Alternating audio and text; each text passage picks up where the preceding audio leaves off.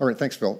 We work on a fundamental mechanism for brain health that continuously rejuvenates the brain by clearing away insoluble metabolites, debris, and exosomes that are in between the neurons, the interstitial spaces of the brain.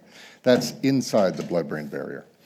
Aging deteriorates this mechanism, which allows toxins to accumulate, triggering inflammatory responses and a spectrum of pathologies that occur in neurodegenerative disorders. In particular, Alzheimer's disease is seeded when this mechanism ages in a certain part of the brain that I'll talk about. So we've got a solution for that, which is a small implantable device called Arethusta, and we enter clinical trials in May of next year. Okay. Oh, and I don't have my slide. Did you put the wrong one on? There's supposed to be an image there of a brain. Okay. Let's see if we can fix it. It's not cutting into my time, Phil, I hope. Okay. Oh, there we are. Okay, so most people think that Alzheimer's disease sort of starts all over the brain, but it's really in a stepwise manner. So the first region to be affected by the pathology is here. So if we cut the brain in the middle and we're looking at the inner surface, the medial surface, the color orange there is the medial temporal lobe. So the pathology starts there, and that region is important for making new memories, orienting us so we don't get lost, fear responses, and our sense of smell. So those things start to go awry early in Alzheimer's disease. So the pathology takes a while to get going. So it's a bit like making a campfire. There's dried leaves and twigs, and then suddenly, poof, 5 years later, it turns into a self-perpetuating pathology that spreads to the neighboring limbic areas and then eventually consumes the entire cerebrum. It's a bit like a campfire that turns into a California wildfire. And the question's always been, what's so special about the medial temporal lobe that seeds this pathology? It has to do with a basic housekeeping function that every organ system must do, and that's clearing the interstitial spaces. The brain does it a different way to the rest of the body. It makes cerebrospinal fluid in these blue chambers here, or ventricles. It makes about half a liter to a liter of it a day. And most of it goes out through the walls, through the tissue, picking up metabolites, debris, pieces of dead cells, and carrying this sludge to the outer margins of the cell in a thin volume called the subarachnoid spaces. Now, Alzheimer's disease, beginning here in the medial temporal lobe, the orange area, right? So the ventricle right beside it, the CSF comes out there, it washes through that, and it winds up on the surface of the medial temporal lobe. From there, it goes forward, the yellow arrows, along the olfactory tract to wind up here in this the olfactory bulb, which sits kind of right between your eyes, just above the nasal cavity. Now, we and others have shown that there's a decrease in the exit of that because that CSF goes down into the nasal mucosa, right? And that's decreased in Alzheimer's disease and with aging. So let's look at that structure. So if we look at where the brain sits in the skull, so top left there, that's a skull. If we take the top off and we're looking down, at the top of the image, those little green areas are depressions, right? Two little pockets, which you can see blown up here. It's the olfactory fossa.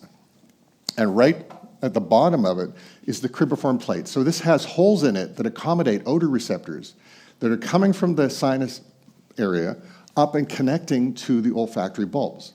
Now, we've discovered in our research, we're the first ones to see these little channels that go kind of wrap around the nerves that are coming up. So cranial nerves coming up and these little evaginations are going down, carrying the fluid to the nasal mucosa in a kind of a very clever way.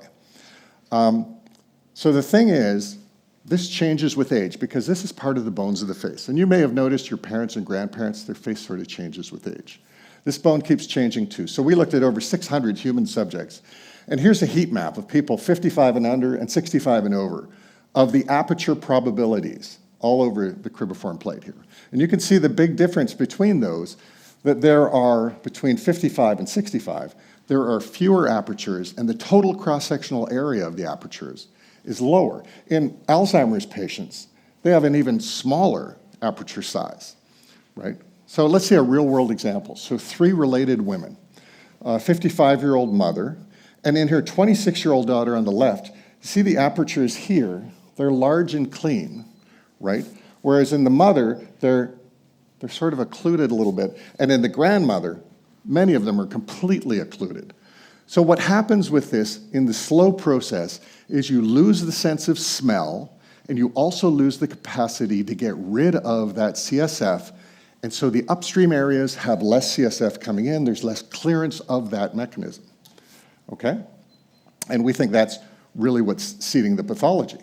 So to test this hypothesis, we blocked those apertures in ferrets, an animal that never gets Alzheimer's disease. So went in the snout, took off the tissue, patched up the holes with dental cement, only half of them, and then watched them for 6 months. So they were fine, they played with their friends, had a great life. And the thing we tested was spatial memory. Now, most Alzheimer's cases come to light because grandma gets lost and everybody hunts for her for 3 hours. Because that area is not functioning, she just sort of can't orient herself. So in here, the ferrets are going through a tunnel maze because they love to hunt rabbits. So the blue one is how long the blue on the left, on the y-axis, it's how long it takes them to solve the maze, and the bottom is up to 6 months. So here you can see testing them every month. The control ferrets, they get better and better at it. They learn the maze and how to solve it. But the occluded ferrets, they don't. They have a progressive memory deficit. And the biggest thing that we saw was atrophy of this area. So the equivalent area of the medial temporal lobes called the piriform cortex, just for historical reasons. So here's an unoccluded ferret, a control. I don't know if you can see, but there are little grooves here. The structure's kind of nicely defined. In the occluded ferret, it's flatter and smoother, which is what happens in atrophy, in Alzheimer's as well. We had a 40% reduction in this structure from blocking apertures up here, right? We didn't touch this area, but it's the upstream effect of blocking this. So we think this supports our hypothesis. And in effect, if there's a problem with this system, pathologies will ensue. So what we've really got here is the clearance of the medial temporal lobe here and the basal forebrain septal area going along the orange olfactory system to the cribriform plate, but then it's a blockage. It's really a plumbing problem. And what we've got is a tiny device that we put a tube through the cribriform plate that allows the fluid to come out, and then we have, shown in black there, a pressure regulator, a flow regulator, because we can't just let it flow. It would be too fast, too soon. So that all goes into the nasal mucosa, and it's very tiny. It's about the size of an aspirin, and your sinuses are large. If you hold your fist up, that's about the size of the sinuses in your face. So it's an outpatient procedure. It'll take our neurosurgeons about 20 minutes to put it in. You go home and it stays there. There's no electronics. It's really just a passive pressure run system. So that should help prevent the pathology in these areas. And also pathology in related areas of frontotemporal dementia. You know, Bruce Willis has this. It's more frontal than temporal. But it's not necessarily that this change would cause that disease, but it would probably lay the groundwork for some other mechanisms, right? So it allows it to happen. And also long COVID. Remember, that's inflammation of the top nasal cavity, so there's a very good chance it's scarring the cribriform plate. And we'll find out if the long COVID patients that have cognitive impairments turn into Alzheimer's patients in about 4 years. So we've got our device. We're on a sprint to the clinic. We've got our ducks in a row. Right? We've got manufacturing, which it's a device, it's not a drug, so it's a little different process. We spend most of our time on the manufacturing. We got the FDA, oh, it's not in line. Okay, the FDA and the EU approvals are working on the business part of it, right? And then the clinical resources. We're going to do our first clinical study here in Palm Springs at Eisenhower Medical Center starting in June, really May of 2025, depending on how friendly the FDA is, right? So once we get to this point and we do these 20 patients in this safety feasibility study, we'll need to do another 100 for an efficacy study. And we've got enough runway to do this. But come summer of next year, armed with a clinical stage asset, we will do a Series A. And we think, it's Alzheimer's disease. There's 50 million people with this disease. But our market is the 300 million people walking around today that are going to get this disease in the next 3 decades. Revenue, it'll be 20 grand each. And first-in-class treatment. Our competitors are all mired in the amyloid beta hypothesis. And then the device, it's a device. So it's not like an Alzheimer's drug that takes a decade and $1 billion. We'll have FDA-ready results in 2 to 3 years for less than $100 million.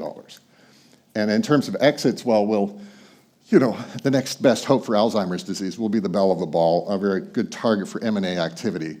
And we'll probably do that, or we might license out different regions for it or co-development deals with the big target.